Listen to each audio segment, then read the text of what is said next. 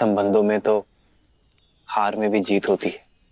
इसलिए जीत के इस चिन्ह पर आपका अधिकार है।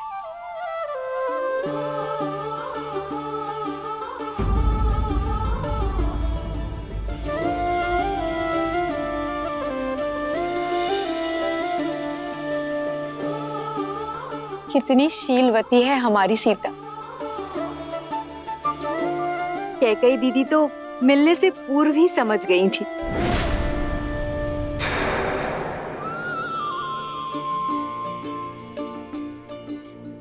दीदी, आपने जो भेंट सीता को देनी थी वो। एक काम करो सुमित्रा, तुम ही उसे भेंट दे दो। पर वो भेंट तो आपको देनी थी ना। पुत्र तो हम सबका है ना, संबंधों में क्या तेरा क्या मेरा। जाओ, ये भेंट तुम ही उसे दे दो। जी। एक है पौरुष, एक समर्पण, एक है रूप तो दूजा दर्पण। सीता करती उनकी पूजा, राम से आसा प्रेम न दूजा। भैया राम की जय, भैया राम की जय, भैया राम की जय, माता सीता की, माता सीता की जय, माता सीता की।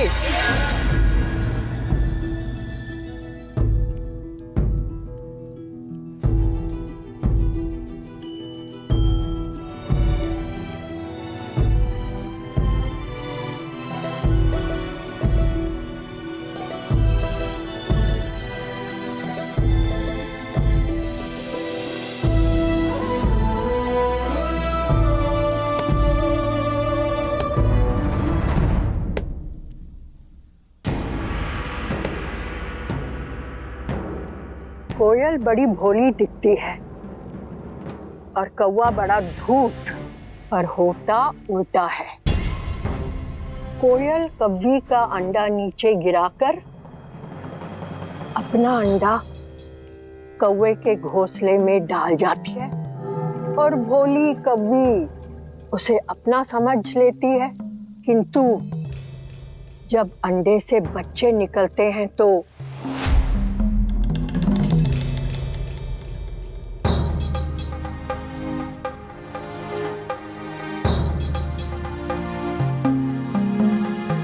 कैकेयी, किसी और की संतान से प्रेम करना बुरा नहीं है, किंतु उसके लिए अपनी संतान से मुंह मोड़ना शुभ फल नहीं देता। कैकेयी, जब अपना ही बीज फलने के स्थान पर मुरझा जाए तो कष्ट होता है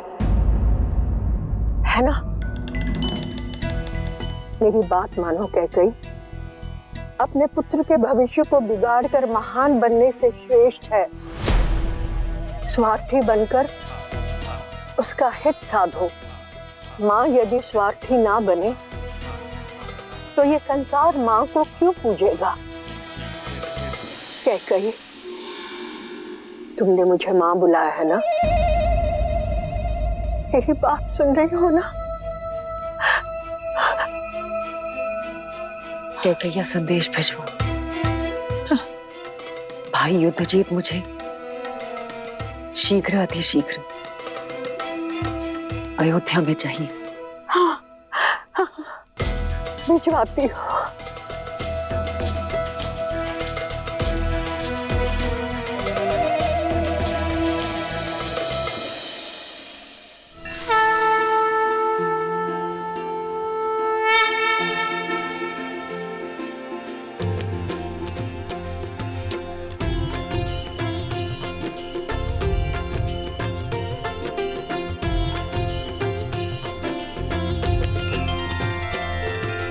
महाराजा हरिश्चंद्र, रघु, दिलीप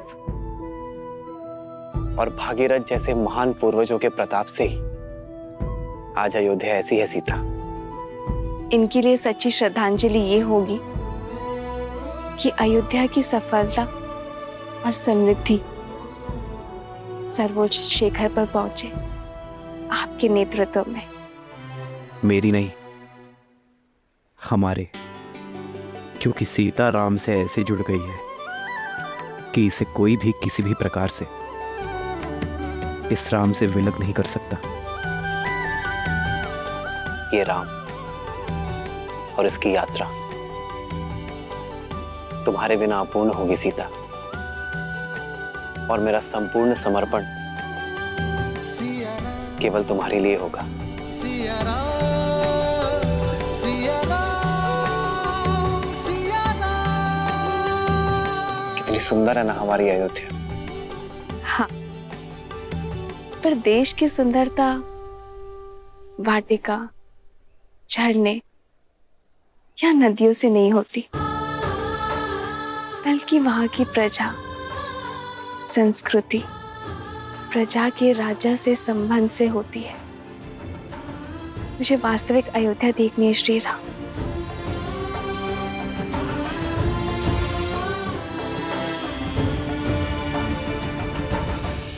आओ नदी के उस पार, मैं आपको विस्तारित राज्य दिखाता हूँ।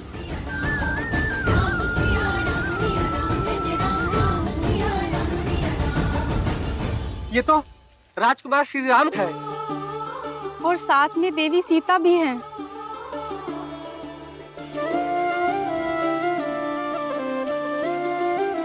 आप दोनों के दर्शन पाकर धन्य हो गए। लक्ष्मी नारायण की जोड़ी है। सदैव प्रसन्न रहो। नहीं नहीं, गौरी और महादेव जैसी। जन्म जन्म का है ये संगम, राम रतन सीता वैभव धन। एक है पौरुष, एक समर्पण, एक है रूप तो दूजा दर्पण। राम है लोचन, सीता दृष्टि, ऐसे राम है चलाओ। बादल, सीता वृष्टि।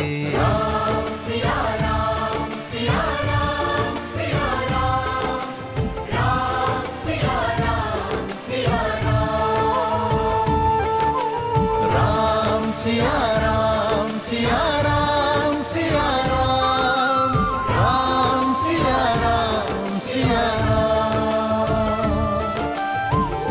सीता को रखते हृदय रघुराई, पूर्ण राम को करने आई। सीता करती राजकुमारी जी, उनकी आप भी खाइए ना। पूजा, राम से आसा प्रेम न दूजा। राम सिया राम, सिया राम, सिया राम, राम सिया राम, सिया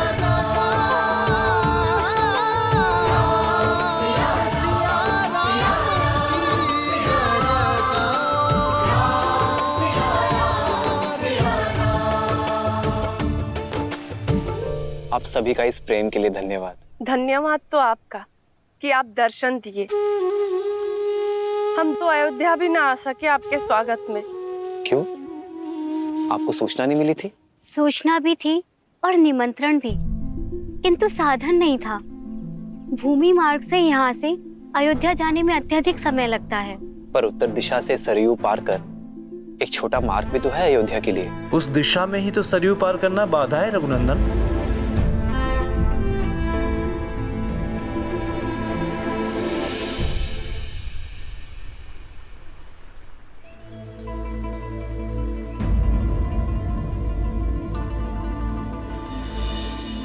देख रहे हैं कुमार, अयोध्या जाने का ये मार्ग जितना ही छोटा है उतना ही कठिन भी।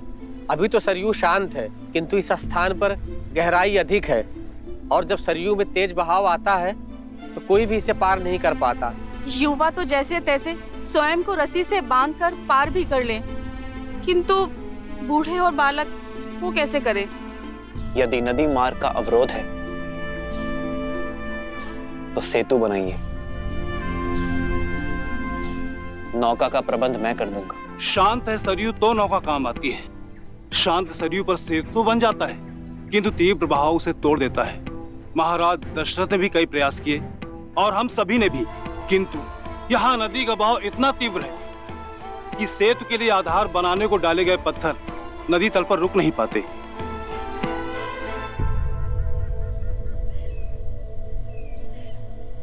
कई बार हम समस्या को देखने में इतना खो जाते हैं कि समाधान सामने होते हुए भी हमें दिखाई नहीं देता। इस स्थान की दुर्बलता सरयू का अचानक होने वाला तीव्र बहाव है, किंतु यहां की शक्ति जल है। वो जल जिस पर सब कुछ तैर जाता है। यदि समस्या एक है तो नौकाएं अलग अलग क्यों?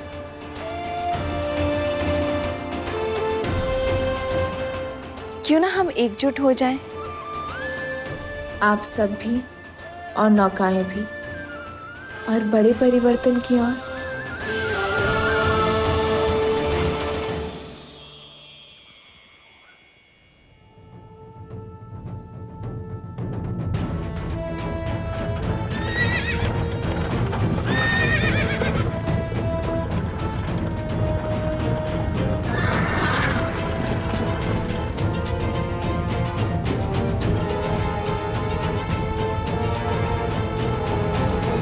पिताश्री बहुत ही चिंतित है कि भरत का विवाह एक ऐसे परिवार में कैसे।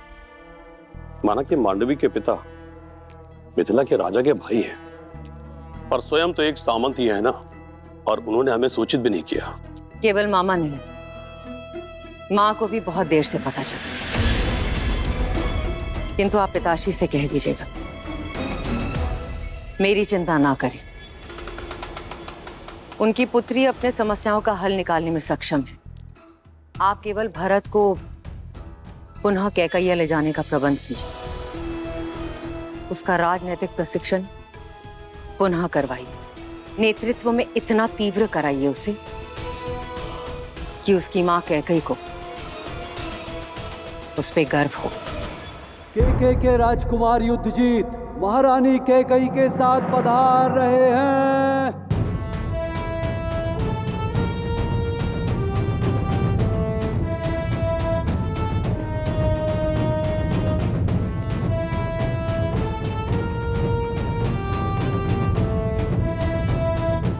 अवधपति को युद्धजीत का प्रणाम। प्रणाम राजकुमार युद्धजीत, अयोध्या में स्वागत है आपका, पधारिए। मामाश्री प्रणिपात, सूचना भिजवा देते, स्वागत के लिए सज्ज रहता मैं। जब कार्य विशेष हो और दूरी अधिक तो सूचना भिजवाने का क्या लाभ। वैसे भी तुम्हारे विवाह की सूचना मामा को नहीं मिली।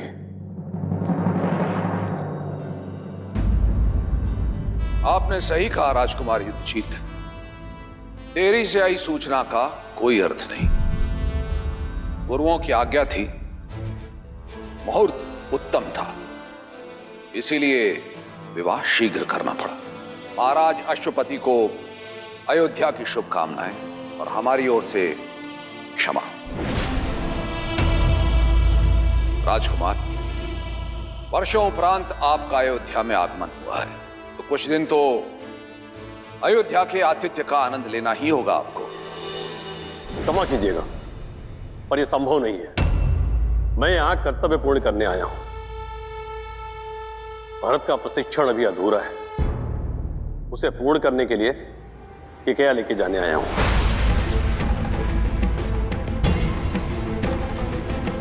ये कैसी बातें कर रहे हैं आप राजकुमार? अभी अभी तो इनका विवाह हुआ है, कुछ दिन नव दंपति को साथ रहने देते हैं। कुछ माह के उपरांत आप ले जाइएगा इसे।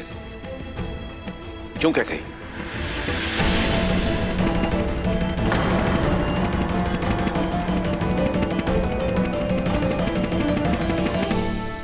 आप बहुत लंबी यात्रा से आए हैं राजकुमार, कुछ दिन विश्राम कीजिए। बीच में बोलने के लिए क्षमा चाहता हूं पिताश्री, परंतु अपने कर्तव्य से विमुख होना ये अयोध्या की परंपरा नहीं। मैं आपका पुत्र हूं। जो आरंभ किया है उसका संपन्न होना आवश्यक है। अतः आप मुझे मामा श्री के साथ कैकेयी जाने की आज्ञा दीजिए। भरत, ये गर्व है तुम पे भरत कि तुम अपना उत्तरदायित्व सीख गए हो।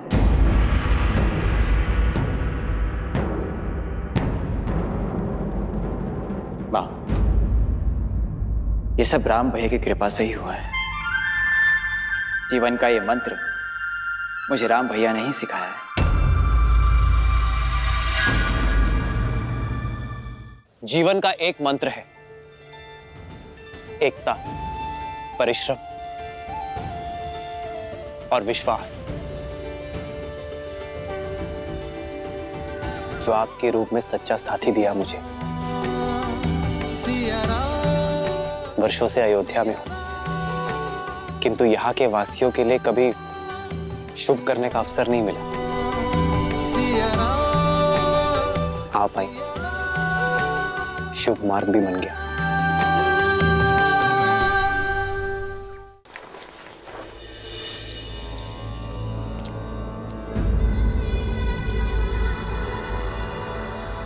तो अब मेरे आने की आहट भी सुनाई नहीं दे रही है कैकेयी तुम्हें? इतने से अपराध पर इतना क्रोध? ये तुम ठीक नहीं कर रही हो। बिना मुझसे कोई विचार विमर्श किए तुमने अपने भाई युद्धजीत को यहां बुलाया। ये ठीक नहीं है। और फिर भरत ने तुम्हें बताया ना कि विवाह के समय वहां मां के रूप में सीता उपस्थित थी, और मैं अपने गुरुओं की आज्ञा की अवहेलना नहीं कर सकता था। स्मरण है आपको महाराज, प्रथम बार जब मैंने सभी पुत्रों को अयोध्या से भेजने की बात की थी, तब आप ही ने मुझसे कहा था कि मैं केवल अपने पुत्र भरत के विषय में सोचूं। तो क्या यह अनुचित है? कैकेयी, मुझे स्मरण है, मैं तब भी भरत से प्रेम करता था और आज भी भरत से प्रेम करता हूं। अंतर करने का प्रयास तुम कर रही हो। मैं केवल ये कहने के लिए आया हूं, परिवार में दरार डालने का कार्य मत करो। परिवार पर किया गया ये वार फिर से परिवार को सम्मिलित तौर पर खड़ा होने नहीं देगा।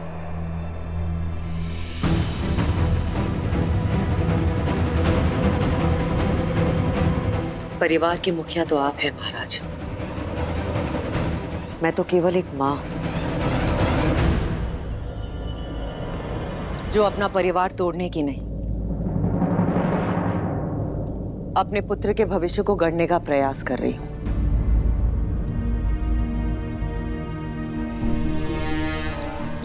कैकेयी, इतने वर्षों के उपरांत मेरा परिवार एकत्रित हुआ है। मेरे चारों पुत्र मेरी दृष्टि के सामने हैं। उनका घर परिवार बसा हुआ है, वो प्रसन्न है, पूरी अयोध्या प्रसन्न है। फिर तुम्हारे मन में टीस क्यों? मैं जिस कैकेयी को जानता हूं वो इस महल के प्रत्येक पत्ते से प्रेम करती है, तो फिर आज कैकेयी के मन में पत्थर क्यों?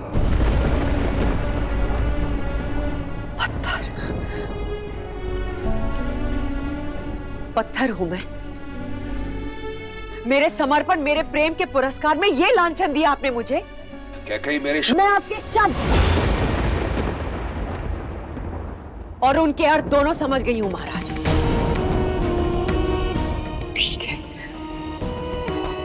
अब मेरा हृदय पाषाण ही सही, आपके लिए भी और आपके परिवार के लिए भी।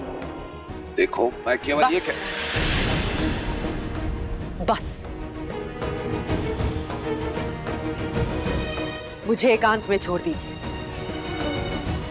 अपनी इस पत्थर दिल रानी को इन पत्थरों की दीवारों के बीच में एकांत छोड़ दीजिए। अपने मन की टीस को अयोध्या के परिवार की दरार मत बनाओ कैकेयी। अयोध्या की रानी और एक मां की गरिमा का मान करो,